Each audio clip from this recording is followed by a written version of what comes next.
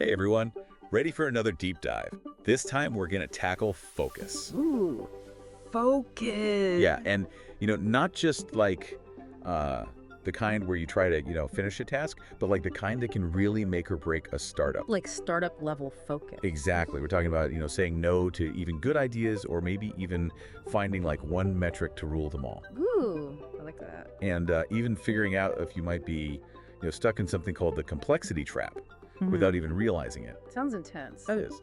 And our guide for this deep dive is Focus, Building a Startup That Solves the Right Problems by John Cousins. Awesome book. I mean, what I really liked about it is that it really goes, beyond those basic kind of generic focus is good statements. It really digs into the how focus actually works in the the real world of startup. Yeah, that messy world. Totally. So speaking of messy, you mentioned saying no before, and the book talks about how Steve Jobs used that almost like a weapon. Yeah, he was ruthless. But I get that saying no can help you prioritize, but like what's so special about that? Well, it's not just about saying no to distractions, right? It's about strategically saying no to things that might even be good ideas. Oh, okay. Like, think about it. Every time you say yes to something, you're saying no to a whole bunch of other things. That's true. And Cousins argues that this was like key to Apple's success, back when Jobs was there. They weren't just building products, they were building like a really carefully crafted ecosystem. Right. And that meant making some like hard choices about what fit into that vision and what didn't. So they were making space for like the really big ideas by saying no to the smaller ones. Exactly. And the cool thing is, Cousins doesn't just say like, hey, say no more. Right. He gives you like a framework to figure out what to actually say no to. Okay. He introduces this idea called one metric that matters, or OMTM. Okay. I've heard of OMTM, but like, how would a startup actually use that? It seems kind of abstract. Well, imagine you're a founder and you're trying to decide like, okay, do we add this new feature? Yeah. Or do we improve our, onboarding process? Right. Your OMTM could be something like customer retention rate. Okay. So if your data shows that people are like abandoning your product during onboarding, well, then that becomes your focus. Like new features can wait because they don't really directly impact that OMTM. So it's like a filter for your decisions. Exactly. And Cousins argues that this kind of laser focus can make a founder like incredibly effective. Really? Like way more effective, like 2 by 10x even more. Wow. It's like a superpower, but instead of flying, it's like the power to just ignore distractions and make every action count. That's pretty powerful. Yeah. But doesn't that sound a little rigid though? I mean, startups need to be adaptable, right? Yeah. What if they like miss a big opportunity because they're so focused on this one metric? It's not about being like stuck on one metric forever. Okay. It's about choosing the right metric for like where you are right now and being willing to change it up as you grow and evolve. So being strategic, not stubborn. Got it. It's like having a compass. Yeah. It points you in the right direction, but you still need to like adjust your course as you go. Perfect analogy. And speaking of like navigating, the startup world, the book talks about this complexity trap that a lot of startups fall into. Complexity trap. Yeah. Have you ever felt like super overwhelmed by like too much complexity in your work? Oh my gosh, all the time. Yeah. It's like having a million tabs open and I can't even remember what I was searching for in the first place. That's exactly it. Startups, they often try to do too much, Right. add too many features, try to be everything to everyone. Yeah. But all that complexity, it comes at a cost. Oh yeah. It drains your resources, slows you down, and it can even like turn off your customers. So how do we escape this trap? Is it just like simplifying everything? It's about simplifying strategically. Okay. It starts with figuring out your core mission, like why does your startup even exist? What problem are you solving? Once you have that clear at Gretchen, you can start looking at everything you do and asking, like, does this actually contribute to that mission? So if it doesn't, it's probably adding complexity. Exactly. Cousins uses the example of Quibi, remember them? Oh yeah. They had tons of funding, celebrities, everything. Yeah, they did. But they tried to be everything to everyone, and they ended up appealing to no one. Yeah, that was a tough one. So how do we know if our team is actually focused? Yeah. Are there like signs of good focus versus bad focus?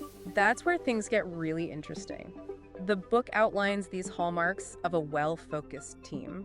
Okay. They have that shared vision we talked about. Right. Their goals are prioritized. They communicate really well without wasting time in like endless meetings. Wait, hold on. Short meetings, you say. Tell me more. Think of it like this. In a well-focused team, meetings are like pit stops in a Formula One race. Okay. They're quick, efficient, everyone knows their role, no one's rambling or going off on tangents. That sounds amazing. Right. But what about the flip side? What are the red flags that maybe a team isn't so focused? Yeah. What should we be looking out for? One big one is complexity overload.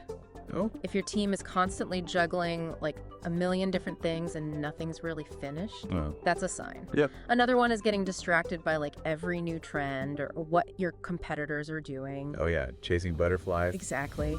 And then there's the classic problem of unclear goals. Right. If people don't know what they're aiming for, how can they possibly stay focused? Yeah, it's like trying to hit a moving target. Exactly. And the good news is, Cousins doesn't just point out these problems. Okay. He gives you a way to recognize them in your own team. Oh, that's good. And he even talks about these hidden costs of poor focus. Like what? It's not just about wasting time, right? It's about draining resources and even like crushing team morale. Wow. Okay, so focus isn't just about efficiency. It's about survival. Exactly. And distractions, they're going to happen, but the key is to recognize them and manage them. That's where setting clear goals and prioritizing becomes so important. So how do we actually fix these problems? Like, where do we even begin? That's a great question, and that's where the book gets really practical. Okay, good. Cousins lays out all these strategies for simplifying without sacrificing quality, for setting goals that actually matter, and even for letting go of projects that are just holding you back. Okay, now we're talking, this is what I need, like actionable advice. Let's do it. So let's dive into those strategies next, because I think everyone listening is ready to escape the complexity trap and actually start harnessing the power of focus. Let's go. You know, one thing that really sets this book apart is that it talks about measuring your progress. Oh, okay. Like, it's not enough to just, set goals and try to focus. Right. You got to actually track how you're doing. So like having a fitness tracker, but for your startup. Exactly. You need to see those numbers to know if you're actually moving in the right direction. That makes sense. Yeah. But how do you even know what to measure? Like, especially when you're just starting out. Well, that's where these things called key performance indicators, or KPIs, come in. KPIs, okay. Cousins recommends figuring out which metrics are like the most important for your specific goals. So not just like vanity metrics that look good, but don't actually tell you anything. Right. It's got to be about the numbers that actually show you if you're making progress towards what really matters. So it's like choosing the right gauges for your dashboard. Yeah. You want the ones that give you the critical info, not just a bunch of flashing lights. Exactly. And Cousins makes this really interesting distinction between leading and lagging indicators. Oh, leading and lagging. What's that? So leading indicators, they're like your early warning system. Okay. They kind of predict future outcomes. Like, say you're an e-commerce startup, website traffic that could be a leading indicator for sales. Gotcha. Lagging indicators, they measure stuff that's already happened, like revenue or customer churn rate. So you need both to get the full picture. Right. It's like checking your speedometer and your fuel gauge. I like that analogy. You need to know how fast you're going, and how far you can go. Makes sense. Okay, so we've got our KPIs, we're tracking our progress, but then what? Well, data is only good if you actually do something with it, right? Right. That's where these things called feedback loops come in. Feedback loops. Okay, I've heard of those, but I'm not sure I totally get them. So think of them as like a cycle of learning and improving. All right. You look at your data, you figure out what it means, and then you make changes based on what you learn. So it's not just like set it and forget it, No way, you gotta be actively involved with the data. using it to make decisions. Exactly. Cousins recommends having these regular check-ins, like maybe every week or every month, to see how you're doing against your KPIs. Yeah. And it's not just about looking at numbers. It's about having real conversations about what's working, what's not, and what needs to change. So creating a culture of continuous improvement. Exactly. And it can't just be internal, right? Oh yeah, you need outside input too. Absolutely. Cousins really stresses getting feedback from your customers. Makes sense. Yeah. They're the ones you're building this for. Exactly. Use surveys, interviews, things like Net Promoter Score Yeah. to really understand their experience, what they need, what their pain points are. I gotta make sure you're building something people actually want. Right. And don't forget about your team. Oh yeah, they have insights too. They're the ones on the front lines dealing with all the challenges. Right. Encourage them to share their observations and suggestions. So it's about creating a culture where feedback is welcomed from everyone. Yeah. But it's not just about collecting feedback. Right. It's about actually doing something with it. Closing the loop. Exactly. If your customers tell you there's a problem with your onboarding process, well, then fix it. Make those changes. Yeah. If your team finds a bottleneck in your workflow, address it. Turn those insights into action. Right. But how do you actually make those changes when you're a startup and resources are tight? Yeah, that's a good question. That's where we got to be really strategic. Yeah. Cousins talks about adjusting your focus based on what the data tells you. So being flexible. Exactly. Startups are always changing, so you got to be willing to adapt. So wait, does that mean I have to become a data scientist now? Not necessarily. Cousins provides a framework for looking at trends and making decisions based on the data. Okay. Like if you see that people are dropping off at a certain point in your app, you can focus on improving that specific part of the user experience. It's like being a detective. Totally. And one of your best tools is A/B testing. Oh yeah, A/B testing. You can try out different solutions on a small scale before you roll them out to everyone. That's a good way to avoid making big mistakes. Exactly. But okay, even with all these tools and strategies, how do you stay focused when everything around you is constantly changing? That's the million-dollar question, right? Yeah, the startup world is crazy unpredictable. Totally. So how do you deal with that chaos? Well, Cousins has some great advice about that. Okay, I'm listening. First things first, you got to stay aligned with your vision. Your mission. Yeah, that's your anchor when things get rough. Makes sense. But what if the rough never ends? Well, that's where monitoring market trends becomes super important. Okay. You keep an eye on what's happening in your industry, what your competitors are doing, any new technologies that are popping up. So you can anticipate change and adapt? Exactly. It's like having a weather vane Oh, like that? to tell you which way the wind is blowing. So you can adjust your sails. Exactly. And there are tools that can help you with this, like competitive analysis tools, trend reports, industry newsletters. Right. They give you that outside perspective. So you're not just stuck in your own bubble. Right. But be careful about information overload. Oh yeah, that's a real thing. It's not just about gathering info, it's about filtering it. Finding the stuff that's actually relevant. Exactly. And Prisons talks about building agility into your organization. Agility, what's that? Having flexible processes, a team structure that can adapt, Okay. and a culture that embraces change. So instead of having rigid departments, Yeah. you have more cross-functional teams.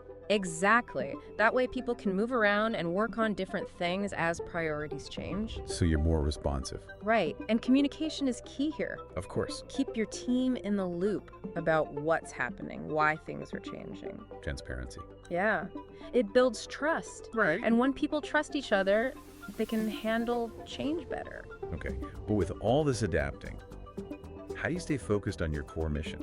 That's where those feedback loops we talked about are so important. Right. Keep getting feedback from your customer, your team, everyone. So you make sure you're still on the right track. Exactly. Even as the track is shifting underneath you. That's a good way to put it. And what about setbacks? How do you deal with those? Well, Cousins talks about building resilience. Okay. Encourage your team to see challenges as opportunities to learn. So having a growth mindset. Exactly. Resilient teams, they can handle the ups and downs without losing sight of their goals. So it's about having that grit that keeps you going. Yeah, it's tough to stay focused in a world that's constantly changing. For sure. But it's definitely possible if you have the right mindset, the right tools, and the right strategies. This has been great. We've talked about measuring progress, getting feedback, Yeah. adjusting your focus. Yeah. It's a lot, but I think it all comes down to making conscious choices, Yeah. staying true to your vision, Yeah, and always trying to improve. absolutely. But there's one more thing we got to talk about before we wrap up. Oh, okay. What's that? Consistency. Consistency. But isn't the startup world all about rapid change and disruption? Yeah, but Cousins makes a really compelling case for why consistency is actually crucial. Oh, interesting. Tell me more. He says it's key for building momentum, gaining customer trust, and creating a stable foundation for growth. Okay, so why is that? Why is consistency so important? Well, it's like this, we often think that to stay ahead, we have to be, constantly changing and adapting. Right? Always pivoting. But Cousins says that sticking to what works can actually be more effective. Oh, interesting. So it's not just about making progress, it's about sustainable progress. Exactly. When you find something that's working, whether it's a process or a product or a strategy, Yeah. you can really double down on it, optimize its scale. Okay. It also builds trust with your customers. Oh, how so? Well, if you're always changing things up, your offerings, your pricing, it can be confusing. Right. And people might start to lose faith in, You don't know what to expect. right. And internally, consistency helps your team feel more confident. Oh, Everyone knows what's going on, and they can just focus on doing their work instead of constantly having to adjust to new things. So it's like building a house. Yeah, You need a solid foundation before you can start adding all the fancy stuff. exactly. Consistency is that foundation for sustainable growth. So it's not that you can't innovate or adapt. Right. It's about being strategic about it. Exactly. Finding that sweet spot between stability and innovation. So how do you know when it's time to change course? Like, how do you balance consistency with the need to adapt? That's a great question, and it's something every startup has to figure out. But Cousins gives some good guidance. Okay. He says you got to keep doing the things we talked about before, like monitoring your metrics, listening to feedback, watching market trends, Right. and paying attention to any problems that come up internally. So being data-driven, customer-centric, and self-aware. Exactly. It all comes back to those core principles. So it's not about being stubborn and sticking to the plan no matter what. No. It's about making smart decisions about when to stay the course and when to make a change. Exactly. So how do we actually build that resilient, consistent approach that Cousins talks about? Yeah, that's what I want to know. Well, he has some great tips. Yeah. One is to focus on your core strengths. Okay. Like, what are you really good at? What makes you different from everyone else? Right. Build your strategy around those things. Got it. But what if the market changes and your strengths aren't relevant anymore? That's why it's so important to have a clear, long-term vision. Okay. That vision acts as your guide through all the changes and helps you stay focused on where you want to go. So it's not just about knowing your strengths now. Right. It's about having a vision for the future. Exactly. And even with a clear vision, things can still get messy. Oh, for sure. Startups are all about chaos. Yeah. So Cousins emphasizes the importance of standardizing your processes. Okay. Create clear, repeatable workflows for those critical tasks. So you're not reinventing the wheel every time. Right. It reduces errors and makes things more efficient as you grow. Makes sense. But doesn't that stifle innovation? Like if everything's so standardized. Not necessarily. Cousins actually argues that it can help innovation. Really? Yeah, because it frees up your team's time and energy to focus on the more creative, strategic stuff. Oh, so you're automating the routine so you can focus on the exceptional. Exactly. And along with standardization, Cousins encourages a culture of incremental improvement. Okay. Small, consistent changes can make a big difference over time. It's like the compound effect. Right. They're usually easier to implement than big, sweeping changes. Makes sense. So it's about making those small steps forward, even when everything feels chaotic. Exactly. And as always, communication is key. Be open with your team about your strategy, your goals, any changes you're making. Transparency. Yeah. It helps everyone stay aligned and reduces resistance to change. It's about bringing everyone along on the journey. Exactly. And finally, don't be afraid to be flexible. Okay. Consistency is important, but it shouldn't come at the expense of adaptability.